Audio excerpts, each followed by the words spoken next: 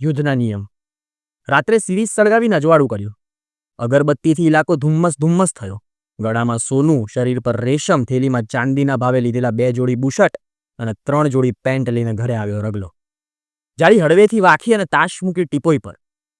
બાર જાળી જોડેનો દીવો ઓલવાઈ ગયો. ગઈકાલ રાત્રે રગલો અને અપાર્ટમેન્ટના બીજા લોકો 4 રસ્તે ઉભેલા દીરાને ખખડાવી આવ્યા હતા. ફટાકડા વેચતો નહીં, બાકી ઇસ્પતાલમાં દિવાળી થશે. દિવાળીના સમય ઇલાકામાં ગંધવાળો જોતો નથી. આ ધમકી આપ્યા બાદ એપાર્ટમેન્ટના બોર્ડ પર ચિઠ્ઠી મૂકી, જાનવરો ફટાકડા ફોડ, 4 રસ્તે ઊભા અસામાજિક તત્વોથી ચેતીને રહેવું. રગલાને ત્યાંના લોકોનું નક્કી, ફટાકડા ફોડવું એ પાપ છે. દિવાળી ફટાકડા ફોડીને કરવી એ પણ પાપ છે. સોનાની થેલીમાં મોંઘી મીઠાઈ, ચાંદીના ખિસ્સામાં કળકળતી થપ્પી, સંકુચિત મનમાં વર્ગવાદી ધુમાડો, ગરીબના પેટ પર લાત મારી જ્યારે શણગાર્યો ઇલાકો, એ દિવાળી, બાકી બધું પાપ છે. હવે રગલો અરખમાં લીલો તે વળી 56 ભોગનું ભાણું લઈને નીકળ્યો શહેર પર બહાર કે ફટાકડાવાળાનો દીકરો ઊભો લઈને સૂતળી 4 ને રગલો જુએ છોકરા ને છોકરો કાઢે વાટ, ફેંકી સૂતળી રગલા પર મોતનો કકડાટ, ભૂખ બોલાવે યુદ્ધને ને યુદ્ધની એક જ જાત, સમજાય અને સમજાય યુદ્ધમાં સમજવાની 2 જ વાત.